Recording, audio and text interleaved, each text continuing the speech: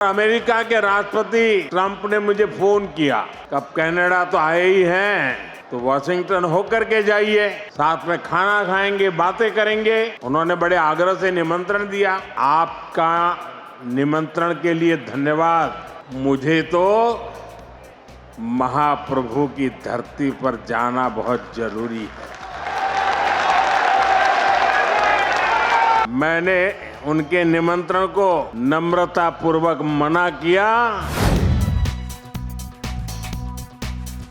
केंद्र सरकारच्या वर्षपूर्तीनिमित्त पंतप्रधान मोदींनी ओडिशाचा दौरा केला। यावेळी मोदींनी ओडिशामध्ये विविध कार्यक्रमांचं भूमिपूजन आणि लोकार्पण केले। त्याचसोबत पंतप्रधान मोदींचा भव्य रोड शो सुद्धा ओडिशामध्ये पार पडलाय। भुवनेश्वरमध्ये मोदींनी जनतेशी संवाद साधलाय। पंतप्रधान मोदी नुकतेच कॅनडामध्ये आयोजित शिखर संमेलनाला भेट देऊन आले। यावेळी भाषणात पंतप्रधान मोदींनी अमेरिकेचे राष्ट्राध्यक्ष डोनाल्ड ट्रम्प यांनी दिलेलं निमंत्रण का फेटाळलं याचा उल्लेख केलाय। नेमकं असं काय कारण ठरलं की मोदींनी ट्रम्प यांचं निमंत्रण स्वीकारलं नाही? स्वतः पंतप्रधान मोदी यांनी खुलासा केलाय। ते काय म्हणालेत ऐकूया। जय जगन्नाथ, जय बाबा लिंगराज। मोर प्रिय ओडिशावासी को नमस्कार, जोहार। ओडिशा के राज्यपाल हरिबाबू जी, हमारे लोकप्रिय मुख्यमंत्री मोहन चरण मांझी जी, केंद्रीय मंत्रिमंडल में मेरे सहयोगी जुएल ओराव जी, धर्मेंद्र प्रधान जी, अश्विनी वैष्णव जी, ओडिशा के उप मुख्यमंत्री कनकवर्धन सिंह देव जी, प्रभाती परिदा जी, राज्य सरकार के अन्य मंत्रीगण, सांसद और विधायकगण और ओडिशा के मेरे सभी भाइयों और बहनों, आज 20 जून का ये दिन बहुत विशेष है। आज ओडिशा की पहली बीजेपी सरकार ने सफलता के साथ 1 साल पूरा किया है।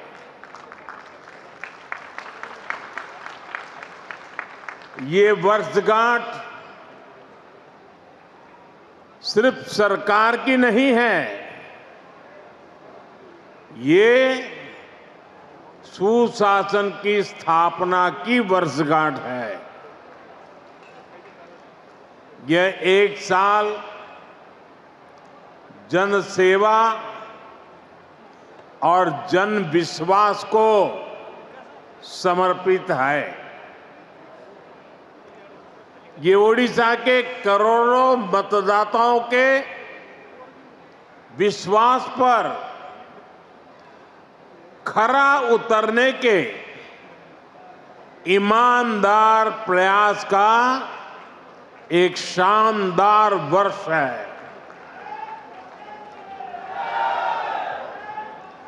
मैं ओडिशा की जनता का, आप सभी का हृदय से अभिनंदन करता हूं। मैं मुख्यमंत्री श्रीमान मोहन मांझी जी और उनकी पूरी टीम को भी बहुत बहुत बधाई देता हूं। आप सभी ने प्रशंसनीय काम करके ओडिशा के विकास को नई गति दी है। साथियों, ओडिशा सिर्फ एक राज्य भर नहीं है, ये उड़ीसा भारत की विरासत का दिव्य सितारा है।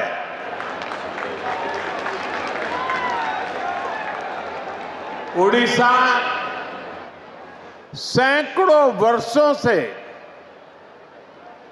भारतीय सभ्यता को, हमारी संस्कृति को समृद्ध करता रहा है।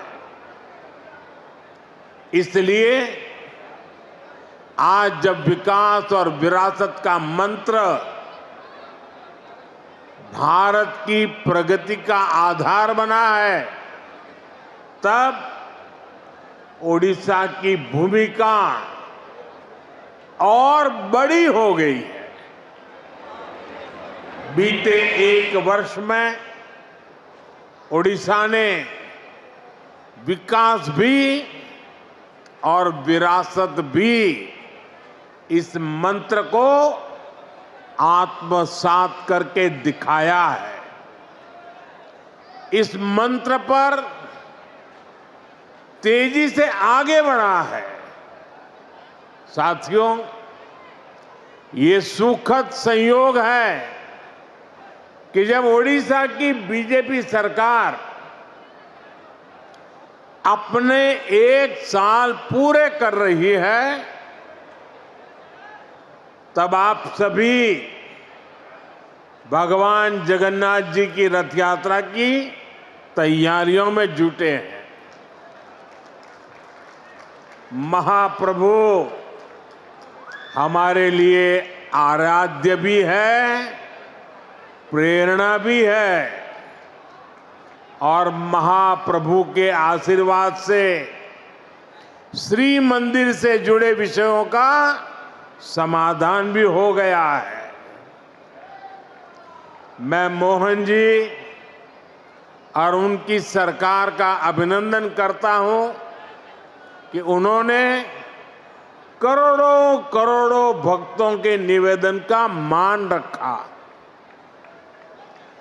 यहां सरकार बनते ही श्री मंदिर के चारों द्वार खोल दिए थे।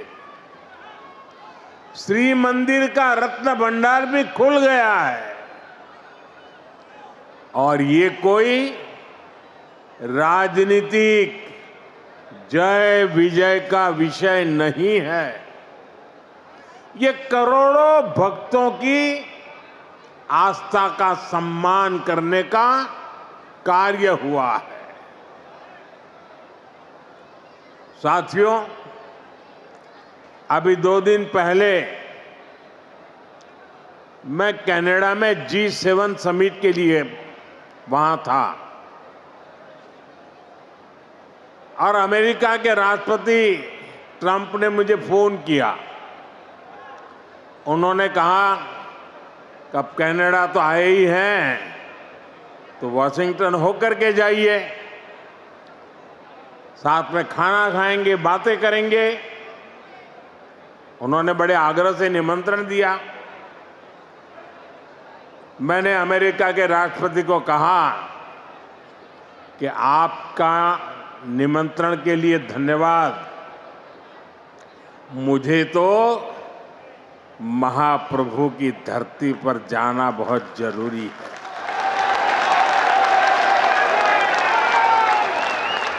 और इसलिए मैंने उनके निमंत्रण को नम्रतापूर्वक मना किया, और आपका प्यार, महाप्रभु की भक्ति मुझे इस धरती पर खींच करके ले आई है।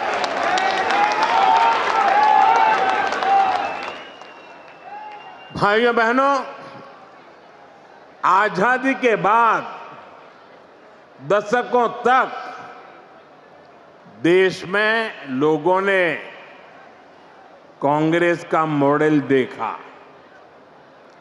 कांग्रेस के मॉडल में न सुशासन था और ना ही लोगों का जीवन आसान था। विकास परियोजनाओं को अटकाना, लटकाना, भटकाना, घनघोर करप्शन, यही कांग्रेस के विकास मॉडल की पहचान थी। अब देश पिछले कुछ वर्षों से व्यापक तौर पर बीजेपी का विकास का मॉडल देख रहा है। बीते दशक में देश के कई राज्य ऐसे हैं जहां पहली बार भाजपा की सरकारें बनी है। इन राज्यों में सिर्फ सरकार नहीं बदली, बल्कि सामाजिक और आर्थिक परिवर्तन का भी नया दौर शुरू हुआ है। मैं आपको पूर्वी भारत के ही उदाहरण देकर के समझाना चाहता हूं। मैं एक उदाहरण देता हूं असम का।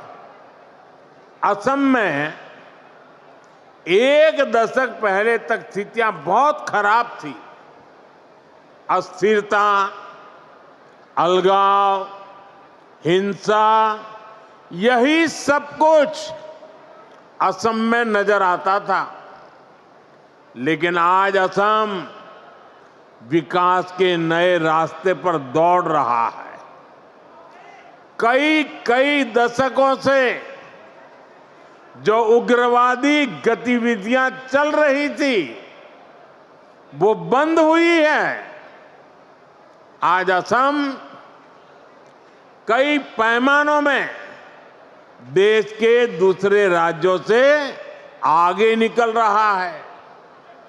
इसी तरह दूसरा एक राज्य का मैं उल्लेख करूंगा, त्रिपुरा।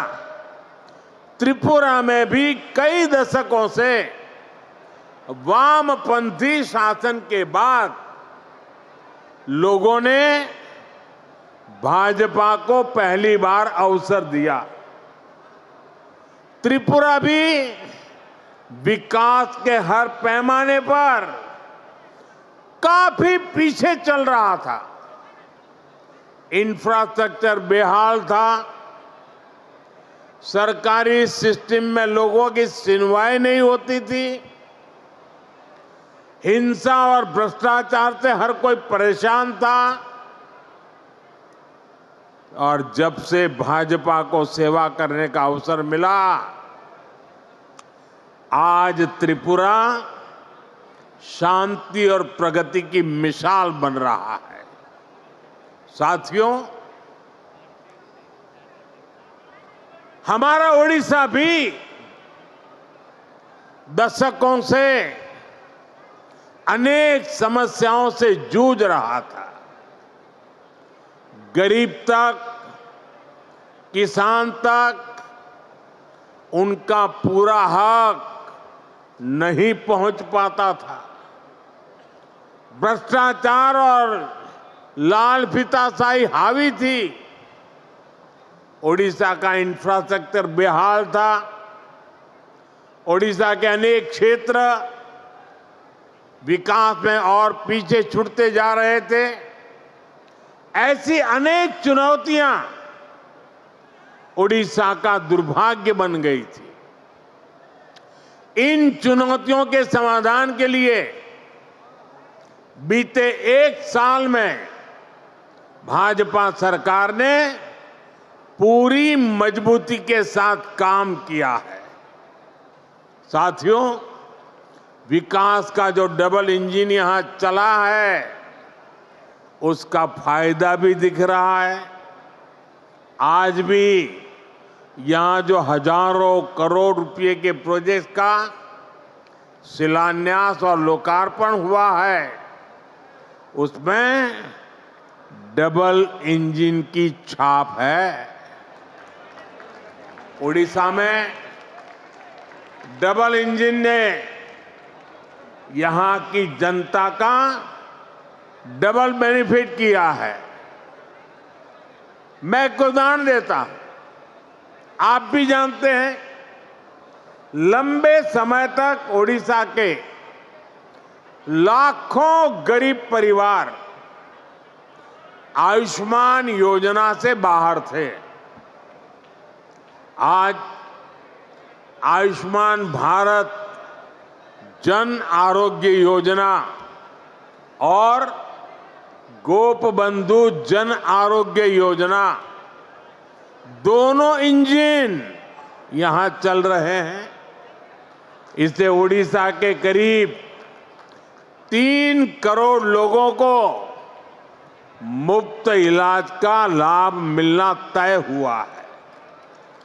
और सिर्फ ओडिशा के अस्पतालों में ही नहीं, बल्कि अगर देश के दूसरे राज्यों में भी यहां से कोई काम करने गया है तो वहां भी जरूरत पड़ने पर उसको मुफ्त इलाज मिलना शुरू हुआ है। मैं देख रहा हूं, मेरा जन्म गुजरात में हुआ और हमारे यहाँ सूरत में एक प्रकार से मैं कहूँगा कि आप 2 कदम चले और कोई न कोई उड़िया आदमी मिलेगा आपको। इतने उड़ीसा के लोग सूरत में रहते हैं। अब इस योजना का लाभ सूरत में रहने वाले मेरे उड़ीसा के भाई बहनों को भी मिलेगा। अभी तक उड़ीसा के जिन 2 लाख लोगों का इलाज इस योजना के तहत हुआ है, उसमें अनेकों लोगों ने देश के 1 दर्जन से ज्यादा राज्यों में मुफ्त इलाज पाया है। 1 साल पहले तक इतने सारे साथियों को मुफ्त इलाज की ऐसी सुविधा संभव ही नहीं थी। इस डबल इंजन के साथ सोने पर सुहागा वाली बात भी हुई है। यहां ओडिशा में 70 साल से ऊपर के 23 लाख से ज्यादा बुजुर्ग हैं। उन्हें प्रधानमंत्री वय वंदना योजना के माध्यम से 5 लाख रुपए तक का मुफ्त इलाज मिलना पक्का हुआ। यानी सामान्य परिवारों की बहुत बड़ी चिंता कम करने का काम हमारी सरकार ने किया है। इसी तरह पहले उड़ीसा के किसानों को किसान सम्मान निधि का पूरा लाभ नहीं मिल पाता था।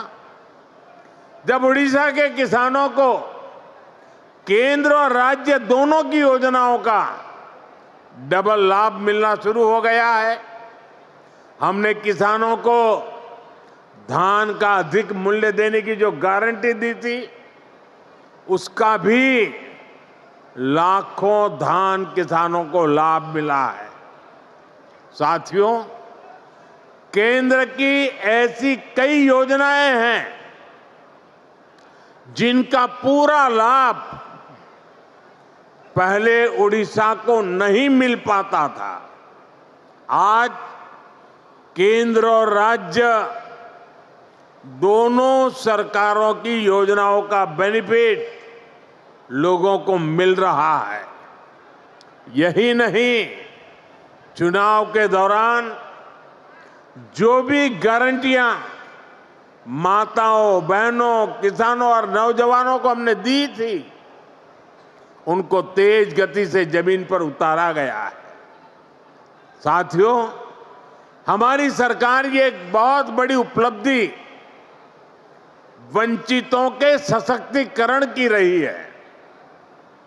उड़ीसा में तो बहुत बड़ी संख्या में हमारा जनजातीय समाज रहता है, लेकिन दुर्भाग्य से अतीत में आदिवासी समाज को निरंतर उपेक्षा मिली। उनके हिस्से में पिछड़ापन रहा, गरीबी रही, अभाव रहा।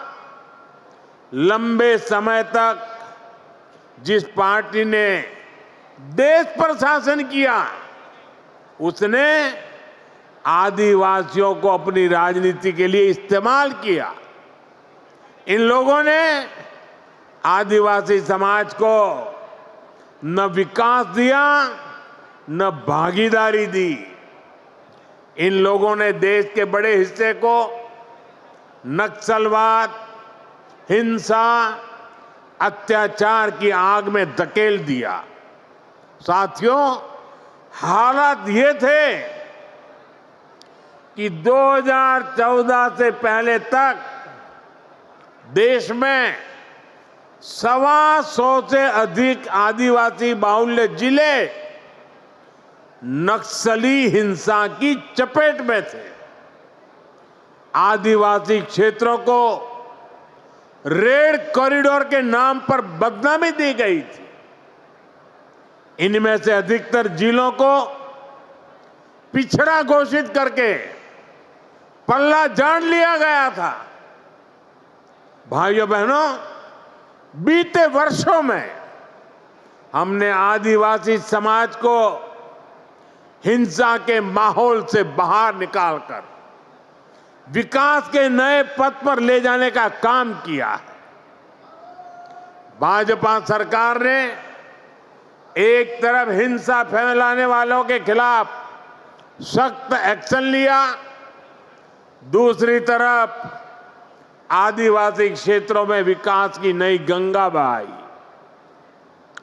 इसी का नतीजा है कि आज नक्सली हिंसा का दायरा देश में 20 से भी कम जिलों तक सिमट गया है और जिस तेजी से कार्रवाई हो रही है उससे बहुत जल्द ही आदिवासी समाज को हिंसा से मुक्ति मिलेगी। देश में नक्सलवाद खत्म होगा और ये मोदी की गारंटी है।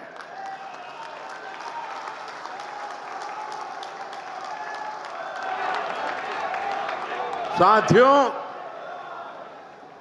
आदिवासी साथियों के सपने पूरे करना, उन्हें नए अवसर देना, उनके जीवन से मुश्किलें कम करना हमारी सरकार की प्राथमिकता है। इसलिए पहली बार जनजातीय विकास के लिए 2 बहुत बड़ी राष्ट्रीय योजनाएं देश में बनी है। इन 2 योजनाओं पर 1 लाख करोड़ रुपए से भी ज्यादा खर्च किए जा रहे हैं। पहली योजना है धरती आबा जनजातीय ग्राम उत्कर्ष अभियान। बिरसा मुंडा जी के नाम पर इसको रखा गया है। इसके तहत देश भर में 60,000 से अधिक आदिवासी गांवों में विकास के काम किए जा रहे हैं। यहां ओडिशा में भी कहीं आदिवासियों के लिए घर बन रहे हैं, रोड बन रहे हैं, बिजली पानी की सुविधाएं बन रही है। यहां ओडिशा के 11 जिलों में 40 आवासीय विद्यालय भी बन रहे हैं। केंद्र सरकार ने इस पर भी सैकड़ों करोड़ रुपए खर्च कर रही है। साथियों, जो दूसरी योजना है उसका नाम है पीएम जनमन योजना। इस योजना की प्रेरणा ओडिशा की धरती से आई है। देश की पहली आदिवासी महिला राष्ट्रपति ओडिशा की बेटी आदरणीय द्रौपदी मुर्मू जी ने इस योजना के लिए हमें मार्गदर्शन दिया है।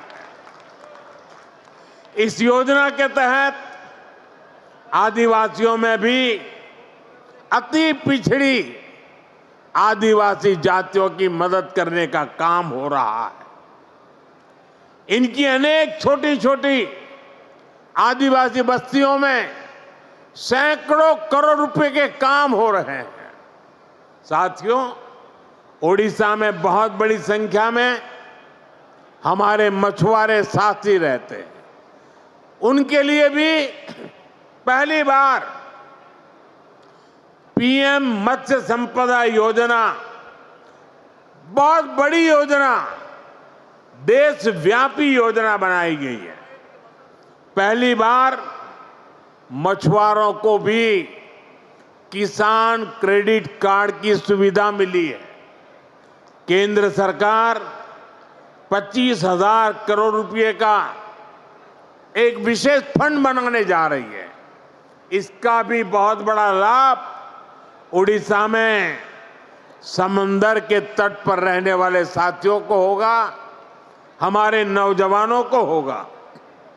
साथियों, 21वीं सदी के भारत के विकास को पूर्वी भारत से ही गति मिलेगी।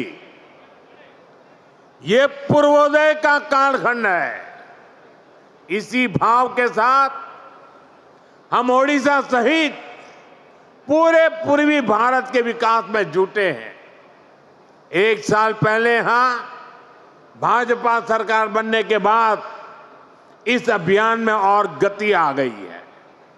ओडिशा के पारादीप से लेकर झारसुगुड़ा तक औद्योगिक क्षेत्र का विस्तार हो रहा है। इससे ओडिशा में मिनरल्स और पोर्ट लेड इकोनॉमी को बल मिल रहा है।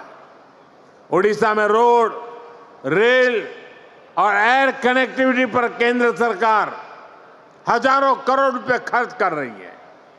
पारादीप में मेगा ड्यूएल फीड क्रैकर और डाउनस्ट्रीम यूनिट, इसकी स्थापना हो।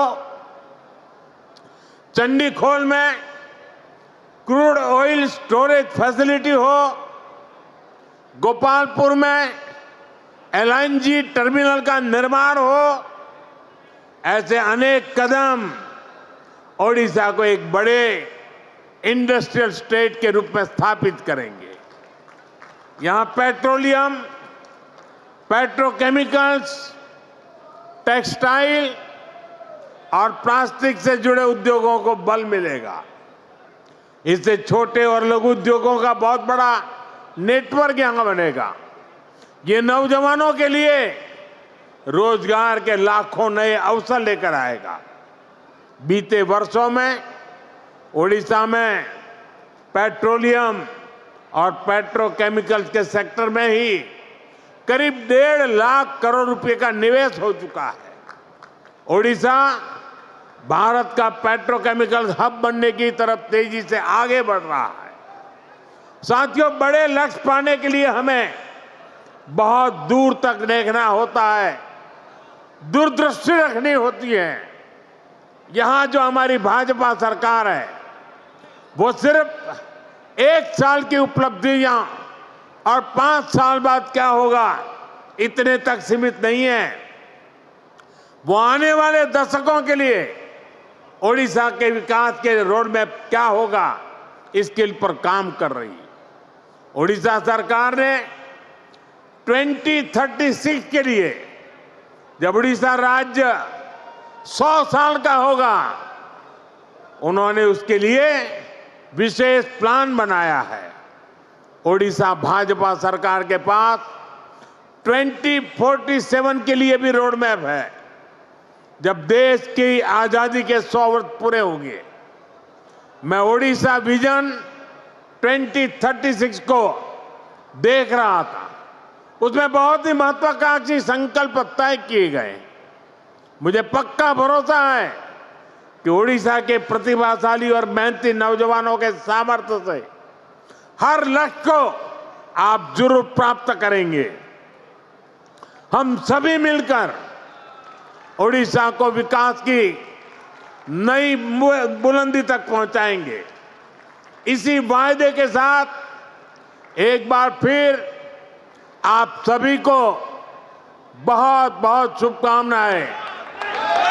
समस्तको पुणी थरे मोर नमस्कार, जोहार, जय जगन्नाथ, जय